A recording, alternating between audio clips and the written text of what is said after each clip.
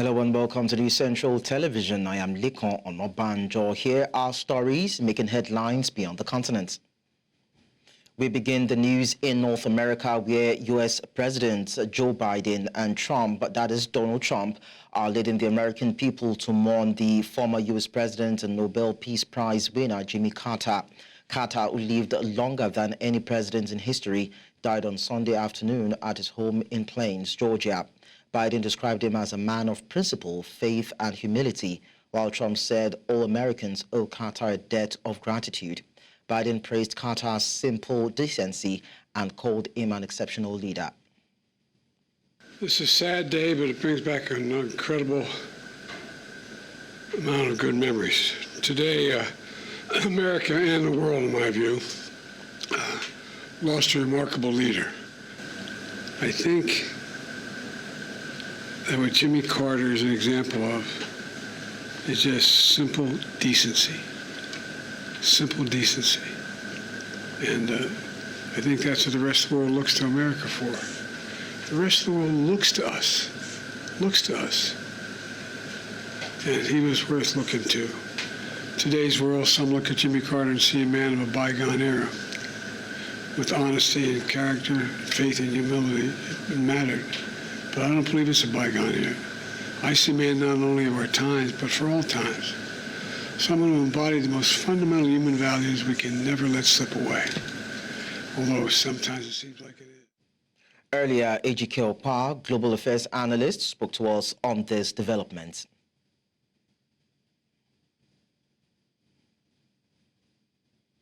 Jimmy Carter has and was the kind of president that I've always liked, because when he left office, he remained relevant. He didn't get so much into the politics like we have former presidents do now. He traveled the world, and part of it was, to spread the value of democracy and commit to things like you say, Guinea worm, and so many other things that former American president never did. And he was one person that in 1978, I think he visited Nigeria, and he kept coming back to Nigeria. I think even after the World Cup in 1994, there was something, he came in and he went to Abakaliki, and, part of a medical mission on this public health issue. And then in America, he was committed to building homes. Habitat for Humanity was a program that it was strongly identified with him, and that was going into poor neighborhoods and participating and in actually building homes, because apart from being a farmer, he was also a carpenter. He made chairs. So, I've always liked him for that, and I was fortunate to meet him. I will show you on the screen. I happen to be one person that has a paperweight that has a signature on it, and when I went to the center in Georgia. So I have that liking to him because he never played whether it was, of course he's a Democrat, but he saw things from the humanistic point of view, and he made himself available. So he died at the age of 100 plus, and no other American former president ever made that mark, and that's remarkable. So he was very relevant up until a few years ago when, of course, the wife, got sick. Meanwhile, China has expressed deep condolences over the death of former President, U.S. President Jimmy Carter, who died at the age of 100.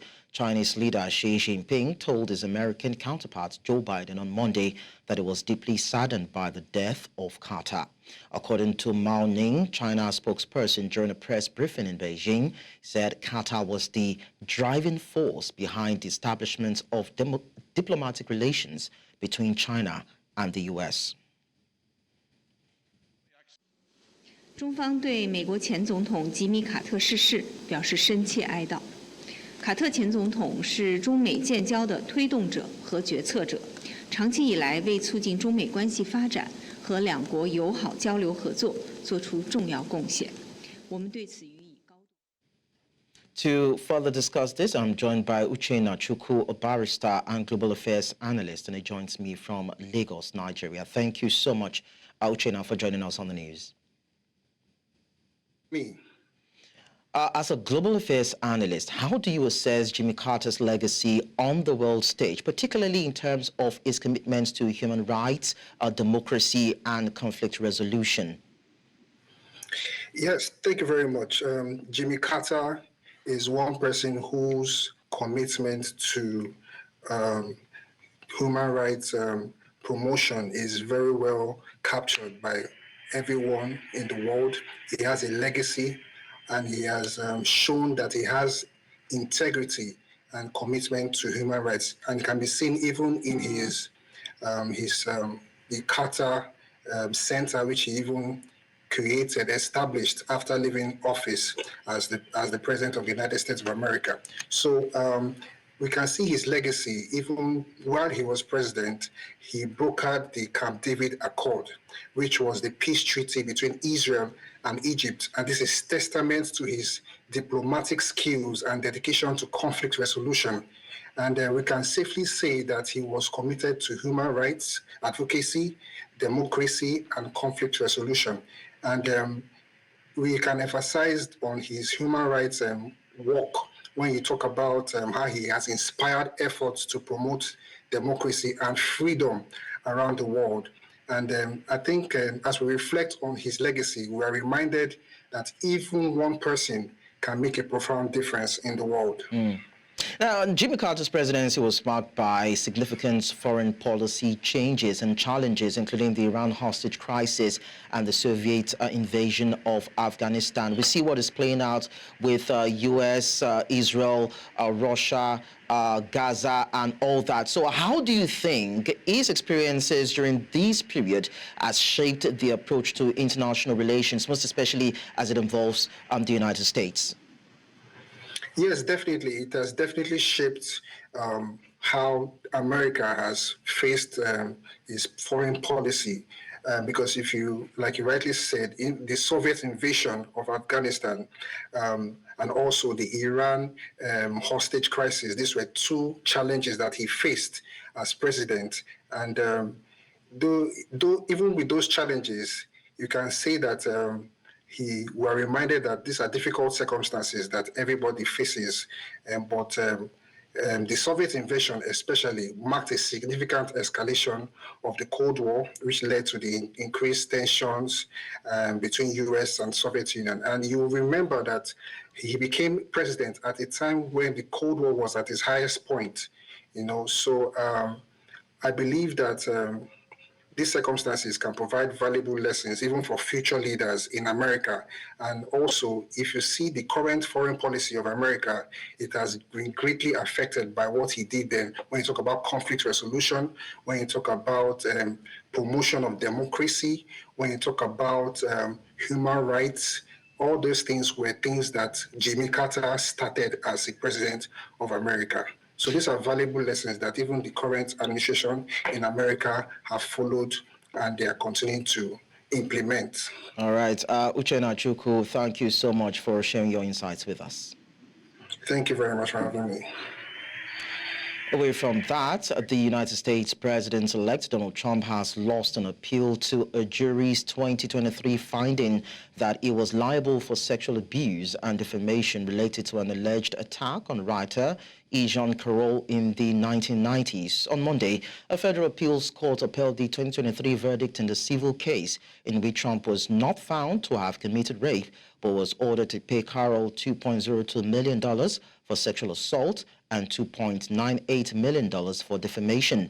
Recall that Carroll had accused Trump of raping her in a Bergdorf, a Goodman department store dressing room in Manhattan in either 1995 or 1996. She detailed the alleged attack in a 2019 article, prompting a denial from then-President Trump via the White House spokesperson. In South America, 3 deaths have been blamed on large waves up to 13 feet pummeling Ecuador, Chile, and Peru, where nearly 100 ports have been closed because of the rough conditions. The waves, according to the Peruvian Navy, are being generated off the U.S. coast by winds along the ocean surface. Ecuador's Secretary for Risk Management, Yogi Carrillo, in a media conference said an extreme event was occurring and warned that similar phenomena could be expected in the future. Anómalo, Capitanía de Puerto y la Dirección Nacional de Hidrografía indicó que a partir del 25 de este mes de diciembre se iba a originar oleajes que podían originar problemas también en la zona costa. En toda la costa norte tenemos policía integrada con serenazgo, defensa civil, mantenimiento de la ciudad y todas las áreas de la municipalidad para tener un control previo y evitar daños personales o víctimas por el tema de este oleaje. Let's now tell you that 5 people have been charged in connection with the death of One Direction singer Liam Payne in Argentina. Recall that the 31-year-old star died on October 16 after falling from a third-floor balcony of a hotel in Buenos Aires. According to Argentina's prosecutor's office, the hotel manager Gilda Martin and its receptionist Esteban Grassi, as well as Payne's friend Roger Nordis, have been charged with manslaughter. Ezequiel Pereira, who also worked at the hotel, and Brian Pais, a waiter, have been charged with supplying drugs. George Brunide said she did not think that Liam Payne's friend, the hotel manager and the receptionist, had planned or wanted the death of Payne, but that their actions had created a risk to his life.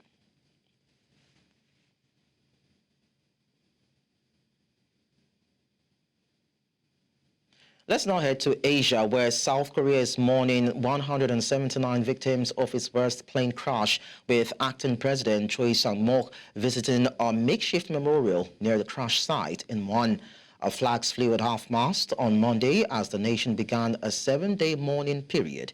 Investigators are probing why the Jeju Air Boeing 737-800, carrying 181 people from Thailand, crash-landed and burst into flames. Meanwhile, only 2 flight attendants survived the tragedy. Authorities have, however, recovered the plane's black boxes, with initial findings pointing to a possible bird strike. South Korea has launched a special inspection of all 101 Boeing 737-800s in operation, supported by U.S. investigators. Meanwhile, 141 victims have been identified through DNA and fingerprint analysis as grieving families await updates at Jeju airports. We now go on a short break. When we return, we'll tell you that Russia and Ukraine exchanged 300 prisoners of war. We'll bring you the details after the short timeout. To stay with us. Many thanks for staying with us. Let's now head to Europe, where Russia and Ukraine have exchanged hundreds of prisoners of war, the Russian Defense Ministry says, in a deal brokered by the United Arab Emirates. Russia said it has swapped 150 Ukrainian soldiers held captive for an equal number of Russian troops.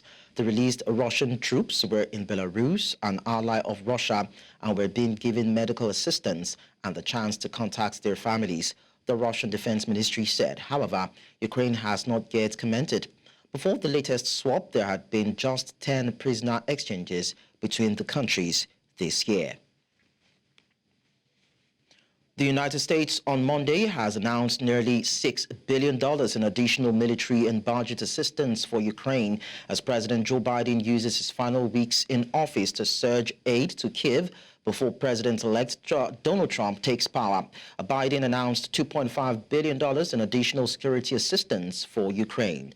Treasury Secretary Janet Yellen said the United States has made available $3.4 billion in additional budget aid to Ukraine, given the war-torn country critical resources amid intensifying Russian attacks on Ukrainian civilians and infrastructure. In a statement, Biden said the United States will spend the rest of its term in office working tirelessly to improve Ukraine's standing in the conflict. Still in the region, tens of thousands of people are protesting the government's response to the unexpected natural disaster in Valencia, which has been severely affected by recent floods. Protesters shout slogans and carry signs reading, in a quote, "Mazon resign," reflecting the raw anger in Valencia, which bears the brunt of the devastation, where 231 people were killed and 223 are from the Valencia region. While 4 people remain missing, Enrique Soriano, a protester, says no politician has taken responsibility and there have been no consequences. solicitando, se está pidiendo la dimisión de nuestro presidente de la Generalitat, que evidentemente ha dado muestras de que no sirve para presidir una comunidad y posiblemente ni tan siquiera una comunidad de propietarios. Después de todo lo que ha pasado con el tema de la riada, ningún político ha dimitido, ni han habido consecuencias, ni están haciendo nada. Y todo el dinero que están recogiendo lo están repartiendo a dedo. No hizo su trabajo, y el que no hace su trabajo tiene que ir a la calle, sobre todo con gente pública. Now going on a very short break right now. When we return, we'll bring you the rest of the stories. To stay with us. Wrapping up with the rest of the stories now, Serbian prosecutors have charged 13 people, including a former transport minister, over the fatal collapse of a train station roof in the northern city of Novi Sad last month. Prosecutors filed the indictment on Monday after the November 1 accident left 15 people dead. The concrete canopy of the recently renovated roof caved in, killing 14 people at the scene, while the 15th died in hospital weeks later. The victims were aged between 6 and 74. In a statement on Monday, the Higher Public Prosecutor's Office in Novi Sad said it had indicted officials and executives, including the former Minister of Infrastructure, its deputy, and the designers and supervisors of the reconstruction project. In the Middle East, Syria's new leader Ahmed al-Sharaa told newsmen that elections could take 4 years. He noted the importance of ties with Iran and Russia and called for the United States to lift sanctions. In a wide-ranging interview 3 weeks after his group, Ayat Tahrir al-Sham and allied rebels ousted longtime ruler Bashar al-Assad from power. After a lightning offensive, Sharaa also said that local Kurdish-led forces, which Turkey opposes, should be integrated into the national army.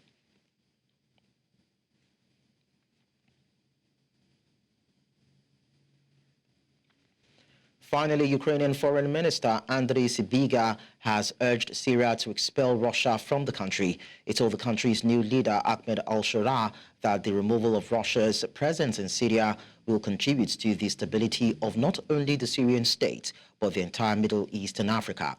Sybiga's comments come during an unannounced visit to Damascus, more than 3 weeks on from the ouster of President Bashar al-Assad. Moscow was one of former President Bashar al-Assad's key backers, intervening to help to turn the tide of Syria's civil war in his favor in 2015. Російські та асадівські режими тому і підтримували одне одного, що їхня основа – це насильство та тортури. وكانت روسيا والنظام السوري متحالفان لأنهم مشتركان في تخطيط وتنفيذ أفظع الجرائم والعذابات. І ми переконані, що в стратегічній перспективі зведення на нівець російської присутності в Сирії сприятиме стабільності не лише сирійської держави, але й всього Близького Сходу та Африки. And that's all on Beyond the Continent. You can watch News Central live on DSTV, channel 422, Star Times, channel 274, Evo TV, and YouTube. Many thanks for watching. I am Likon Onobanjo.